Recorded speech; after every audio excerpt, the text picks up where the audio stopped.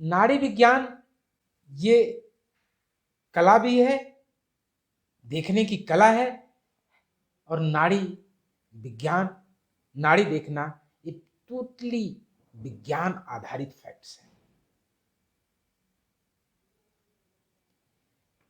जीवन की साक्ष्य को प्रस्तुत करने वाली नाड़ी, जिसको जीवन साक्षिणी धमनी कहते हैं, branchial artery, radial branchial artery. ये कला कैसे है और विज्ञान कैसे है, और ये कला और विज्ञान का जिसके अंदर समन्वय हो जाता है, कोऑर्डिनेशन एस्टैब्लिश कर लेता है, वही नाड़ी देखने का अनुभवी व्यक्ति बन जाता है। मैं अपने अनुभव को साझा करने का प्रयास कर रहा हूं कि विज्ञान को, और क्योंकि मैं नाड़ी को भी अच्छी तरह से समझ लेता हूं, उस स्पंदन मात्र को अंडरस्टैंड करके पैथोलॉजी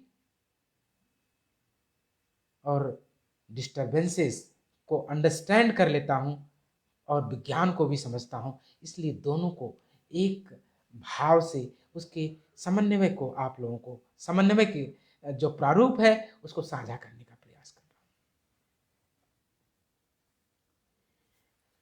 रेडियल ब्रैंकियल आर्टरी जो है, जीवन को साक्ष्य को प्रस्तुत करती है। उसमें अलग अलग लेवल पर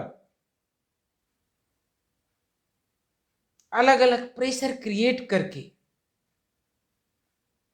अलग अलग स्पाइक्स नजर आती हैं, फीलिंग्स आती हैं, स्पाइक्स की फीलिंग्स आती हैं, और उस फीलिंग्स को कंसंट्रेट होकर अलग अलग लेवल पर अलग अलग उसका व्याख्या है। जीवन साक्षिणी धमनी का जो अपर लेवल है, सुपरफिशियल लेवल है, उससे केवल रोग किस प्रकार का शरीर में हो रहा है, किस ट्राई एनर्जी से कनेक्टेड है, किस तरह का शरीर लक्षणों की अभिव्यक्ति कर रहा है, और किन किन आहार का कारक है, ये सब का जो है पता बताता है। अजूबा नहीं है, बिल्कुल व्यवहारिक है। दूसरे लेवल पर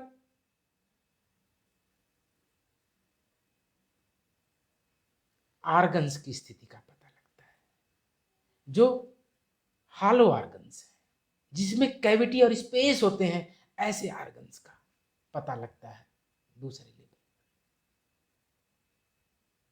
उसमें थोड़ा सा जहां नब्ज देखी जाती है, उसमें थोड़ा सा हल्का सा प्रेशर क्रिएट करते हैं, लाइट प्रेशर, बिल्कुल लाइट प्रेशर,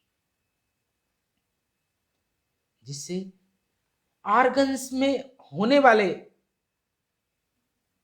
बदलाव की अनुभूतियां होती हैं। वो कैसे? स्पाइक्स मात्र से आपको कैलिब्रेशन करना पड़ता है, वो व्याख्या खुद की नहीं होती है, व्याख्या स्पाइक्स की होती है। नाड़ी से केवल स्पंदन मिलेगा, व्याख्या आपकी साइंस से होगी। लोग सोचते हैं केवल नाड़ी, स्पंदन क्या है? स्पंदन केवल वो फीलिंग है, स्पंदन वो प्लेस है जिसको विज्ञान से कनेक्ट करके, विज्ञान के मूलभूत सिद्धांतों से कनेक्ट करके वैद्य व्याख्या देता है कि आर्गन्स का बिहेवियर क्या है, आर्गन्स बॉडी में कैसे फंक्शन कर रहा है, और किस प्रकार का स्ट्रेस है।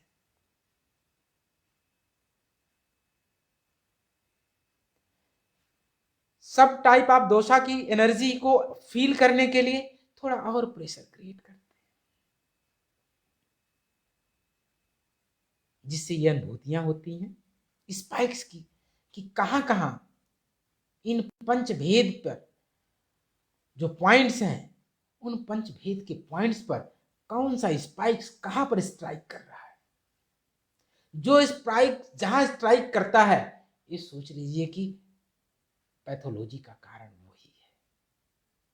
उस पैथोलॉजी को, कारण को जब बात समझ में आ जाती है स्पाइक से, फिर इसके बाद अगला लेवल है टिश्यूज लेवल। टिश्यूज लेवल का बात करें तो उसमें जैसे रस, रक्त, मांस, मेद, अस्थि, मज्जा, शुक्र, आर्त, इनकी फीलिंग्स, इनके प्लेसेस स्पाइक से ही कैलिब्रेट और कनेक्टेड होते हैं।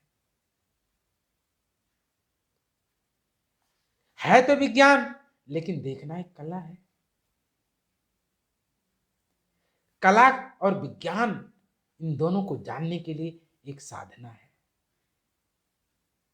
कंसंट्रेशन है, कैलिब्रेशन है।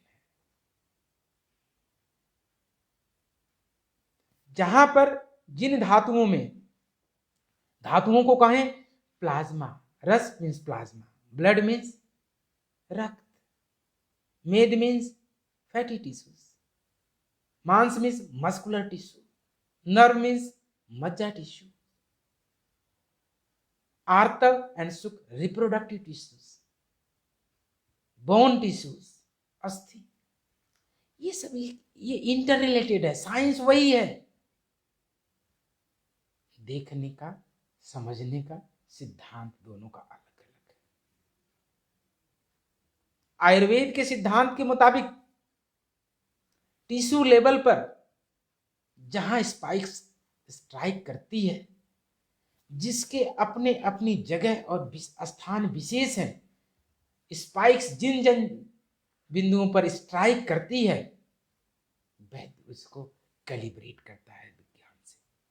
इसलिए विज्ञान को जानना अति आवश्यक है, कला को भी सीखना अति आवश्यक है। दोनों का समन्वय स्थापित कर देंगे तो नाड़ी का विज्ञान विकसित हो जाता है। और इस विधि द्वारा दोनों हाथ की, राइट और लेफ्ट,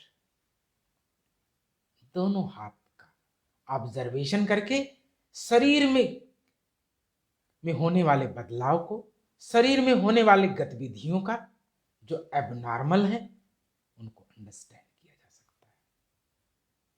ये नाड़ी विज्ञान का महात्म है, विशेषता है और एक सिग्निफिकेंट अप्रोच है। क्योंकि बहुत सारी बीमारियां जांच रिपोर्ट में नहीं आती हैं, आती हैं तो बहुत देर से आती हैं। ऐसे रोगी तड़पता है, परेशान रहता है, अपने दिन दैनिक के जीवन में इतनी कठिनाइयों का सामना करता है और परेशान रहता है। कभी कभी तो उसको ऐसा भी लगता है रिपोर्ट में कुछ भी नहीं आ रहा है, फिर भी क्यों तकलीफ है। इन चीजों का समाधान फंडामेंटल लेवल पर, एलिमेंट फर्स्ट स्टेप पर बेहतर और सफल लेना है तो आयुर्वेद बेहतर है, जिसके लिए आपको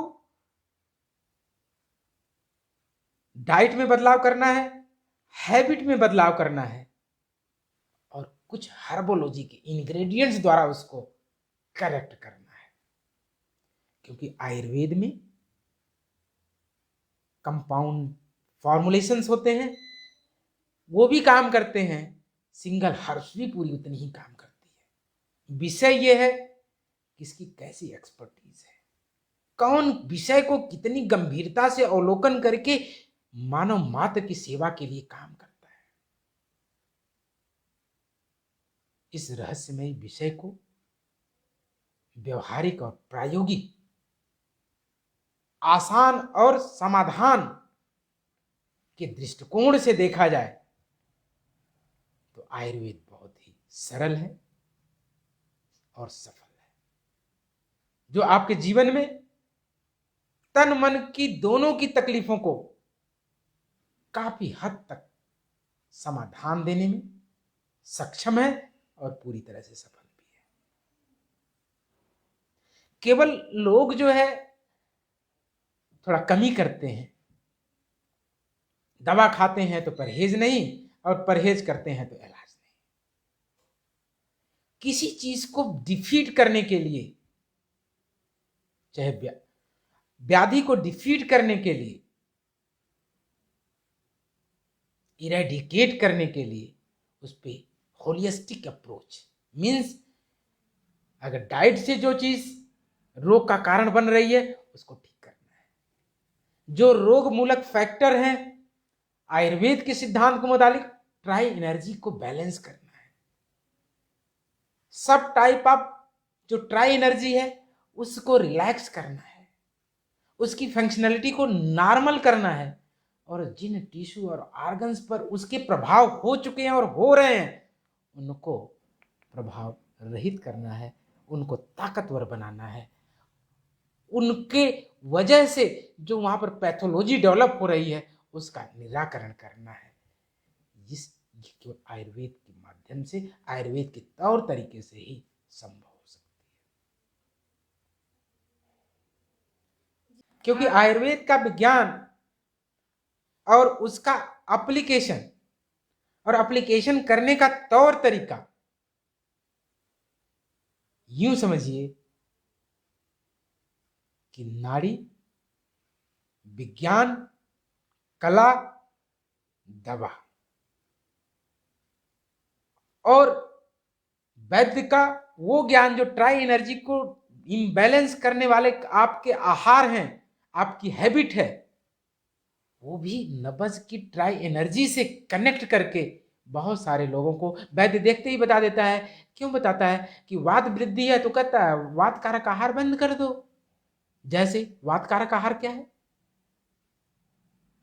दही, छोले, राजमा, कड़ी चावल, उड़द की दाल, या देर से पचने वाली चीजें। वायु कारक आहार कम से कम लेना चाहिए। जिसके शरीर में वायु की प्रवृत्ति हो रही है, वायु का ट्राइडोसिक एनर्जी जो है इम्बैलेंस का कारक बन रही है, तो इसका मतलब ऐसे फूड को, ताकि जिन कारणों से वो चीज एग्रावेट हो रही है वो आपके डाइट से आना बंद हो गई। आधा तो समाधान वही शुरू हो गया। जो बचा खुचा समाधान रहा बैलेंसिंग के लिए, जहां जहां इंपैक्ट, जहां जहां कमी आई है उसको स्ट्रेंथन कर दिया, और जो पैथोफिजिकल फिजियोलॉजिकल डिस्टर्बेंसेस थे उसको नॉर्मल कर दिया। तो शरीर में होने वाली रोगों की हलचल और लक्षण अपने अपने शांत हो जाते हैं। इसीलिए कहा जाता है आयुर्वेद का इलाज हमेशा जड़ पर वार करता है। इतनी होलिस्टिक पॉइंट ऑफ व्यू से रोगों को इलाज करने की जो विधि है वो आयुर्वेद में खास है। आयुर्वेद के सिद्धांत के अनुरूप किया गया इलाज निश्चित रूप से लाभ का कारण बनता है, लाभ देने में, सफल बनाने में, स्वस्थ बनाने में बड़ा सहायक है।